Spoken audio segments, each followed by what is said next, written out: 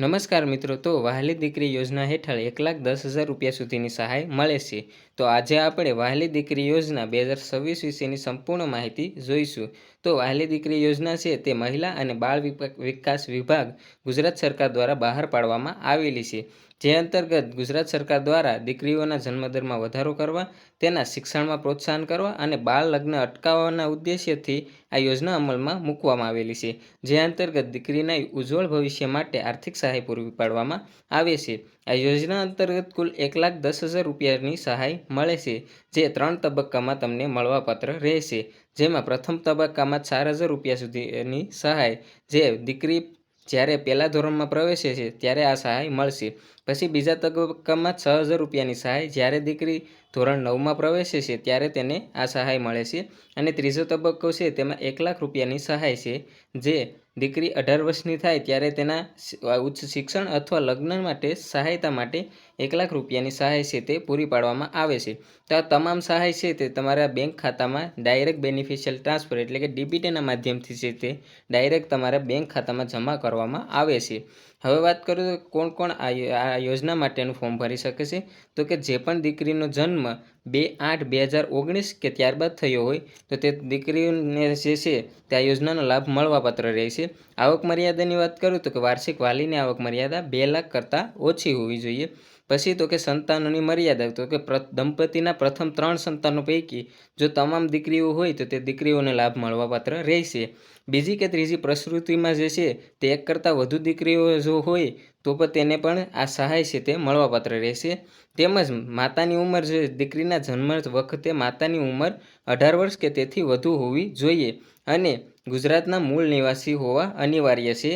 તેમજ વાત કરું હવે તો કે ફોર્મ કેવી જરૂરી ડોક્યુમેન્ટ ફોર્મ ભરવા માટેના, તો કે દીકરીનું જન્મનું પ્રમાણપત્ર, પછી તેની માતા અને પિતાનું આધાર કાર્ડ, પછી સક્ષમ અધિકારી દ્વારા અપાયેલો આવકનો દાખલો, પછી માતાની ઉંમરનો પુરાવો, તેનું જન્મનું પ્રમાણપત્ર અથવા એલસી, પછી રેશન કાર્ડ અને રહેઠાણનો પુરાવો, જેમાં વીજળી બિલ અથવા ચૂંટણી કાર્ડ હોવું જોઈએ. પછી દંપતીના હયાતના તમામ જે છે તે સંતાનોના જન્મના દાખલા, એટલે કે તમામ તમારા સંતાનો હોય તે તમામના દાખલાની જરૂર પડશે.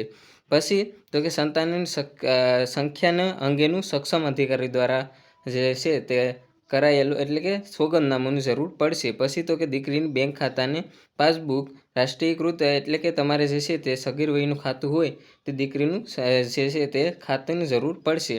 હવે તો કે અરજી કેવી રીતે કરવી અથવા અરજી પ્રક્રિયા કેવી રીતની છે, તો કે સમય મર્યાદા, તો કે દીકરીના જન્મના 1 વર્ષની અંતર્ગત તમારે ફરજિયાત છે તે રજિસ્ટ્રેશન અથવા અરજી કરવી પડશે. તમે આ જોઈ શકો છો કે 1 વર્ષ દીકરીના જન્મના 1 વર્ષની અંદર તમારે જે છે તે આના માટેનું ફોર્મ ભરવું પડશે.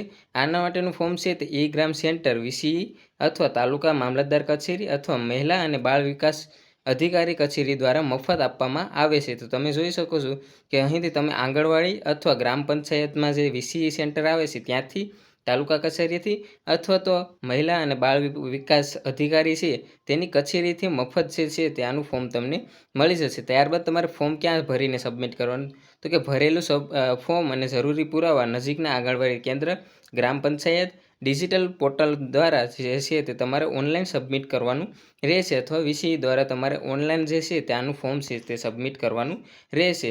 તો આવી રીતની તમે જોઈ શકો છો કે આવી રીતની આ યોજના હતી અને દીકરીના જન્મના 1 વર્ષની અંતર્ગત તમારે જે છે તેમાં અરજી કરવી ફરજિયાત છે, નહીં તો તમને આ યોજનાનો લાભ નહીં મળે. તો આવી રીતે જે પણ આમાં પાત્રતા ધરાવે છે તો તેમાં જે છે તે 1,10,000 રૂપિયા સુધીની સહાય છે તે સરકાર દ્વારા આપવામાં આવતી હોય છે, જે તમને આગળ ભવિષ્યમાં ખૂબ જ કામ આવતી હોય છે. તો આવી રીતની આ યોજના હતી. આના વિશે તમને કોઈ પણ પ્રકારની અન્ય માહિતી જોતી હોય તો તે મને કોમેન્ટમાં જણાવી શકો છો. અને આવી જ યોજનાઓ અને અન્ય માહિતી માટે મારી ચેનલને હજુ સુધી સબસ્ક્રાઈબ ન કરી હોય તો સબસ્ક્રાઈબ કરી લેજો, જેથી કરી અને આવનારી તમામ જે છે તેની આવનારી તમામ યોજનાઓ અને અન્ય માહિતી છે તે તમને સરળતાથી અને સૌપ્રથમ પ્રાપ્ત થઈ શકે.